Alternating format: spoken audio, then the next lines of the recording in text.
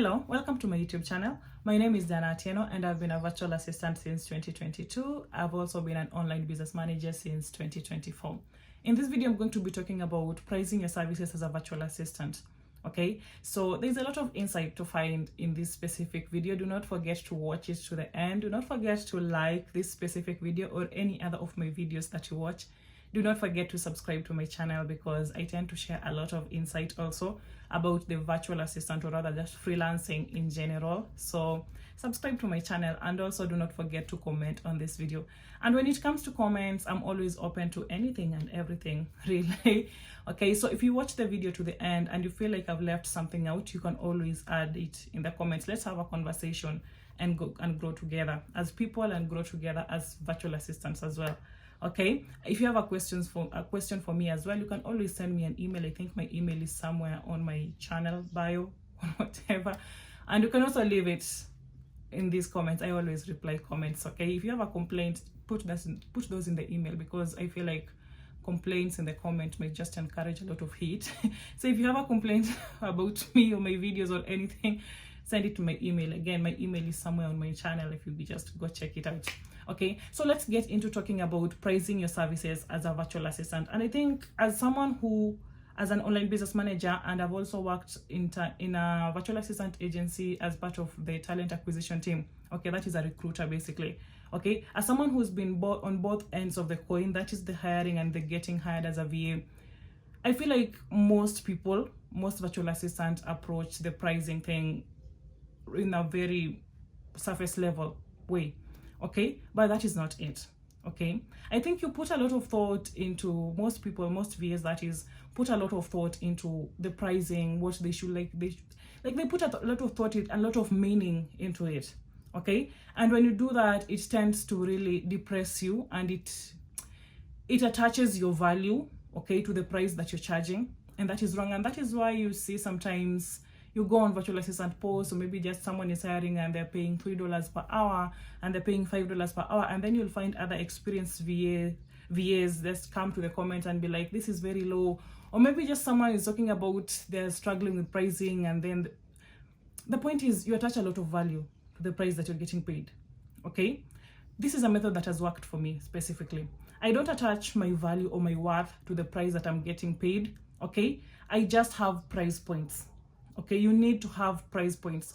Like as an online as an OBM, because it's something that I've already done, I have a price point. Okay, based on the experience and based on the amount of work that this client expects from me. Okay, the results that this client expects from me. Okay, so have price points. Okay, so it has nothing to do with your value. It has nothing to do with your worth as a person.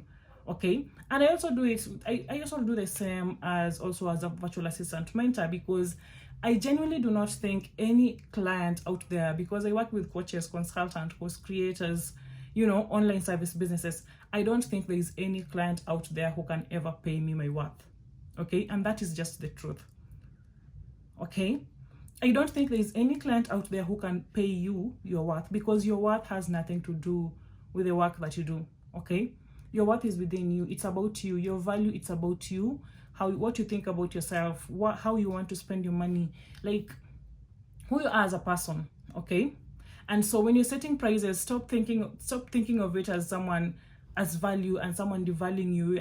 Just have price points based on your experience. Okay, and this has always worked for me, like detaching the prices that I charge, okay, from my worth, because if I were to charge my worth as a virtual assistant mentor, I think my services will be way more like unaffordable to most virtual assistants, okay, that I'm trying to mentor.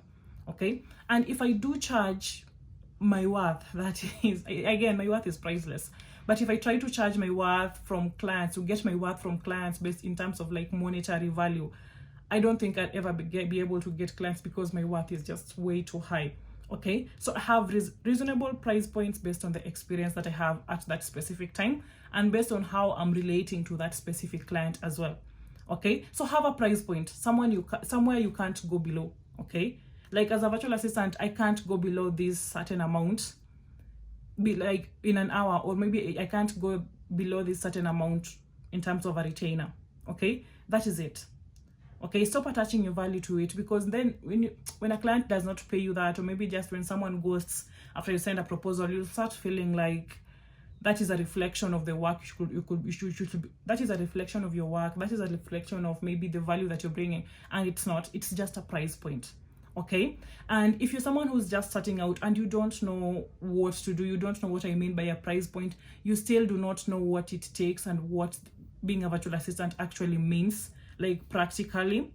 Okay, if you're that kind of person, this is something, and you're trying, because most of the people will tell you if you're starting out that you should have a value, you should, like, the value that you're bringing, you should set your price. I don't know, your price should be this, your price should be that. I'm not here to tell you that. Okay, I'm just here to give you a value that if you're looking to find your first client, you're a virtual assistant, you've never worked before, and there's a lot of information that is confusing you when it comes to pricing your services, I'd tell you to look at the agencies that are hiring in your niche. Okay, this is something I usually tell my mentees. Look at the agencies that are hiring in your niche. Okay, look at what they're paying and then double that. Okay, that is your price point, and it should be only applied to one client. Okay, and then the moment you get your first client with that price point, okay, you do the work in your specific niche. Do not forget, again, different niches have different price points. Okay, so after you get your first client, and then you'll know what the work actually entails. Okay, you'll know how it feels to you, you'll know what it's taking, and you'll know what you're giving. Okay, then you can now start adjusting your price. You can lower it, you can like increase it, but that price point should only apply to the first client. Okay, because after that, then you don't have a reason to not know what to charge. Okay, because you have the experience and you have the knowledge of what it is to actually work with a client. Okay, so when it comes to prices, stop attaching your value to it, because your value is priceless, just like I know my value is priceless. Okay, your worth is priceless, just like I know my worth is priceless. Okay, so in your pricing, approach it like it's a price point. This is something you're charging. It's basically like just a work you're doing. Okay, it's a service you're selling. You're not selling yourself, you're selling a service. Okay, so stop overthinking, stop attaching yourself, because it gets very depressing. Okay, and a lot of it can come with a lot of imposter syndrome. It can come with a lot of self-doubt, especially when you're getting a lot of ghosting and a lot of no's with a certain price point. So when it comes to pricing, it's a price point. Please stop thinking about it like a reflection of your worth, a reflection of your value. It's not. Okay, so I think that is, I really hope that helps when you're trying to figure out the prices that you should be charging. Okay, anyway, I think that is it. And if you have anything to add about pricing, because I really cannot tell you an exact value. We each have different things that we bring to the table. Okay, especially as service business owners, we each bring different things, and so based on what you bring, decide what your price point should be. Okay, anyway, that is it. If you have something to add, again, in the comments. If you have something, a complaint, the email. Okay, and if you have a question for me, again, the comments. Do not forget to like, do not forget to subscribe, and thank you for watching this video.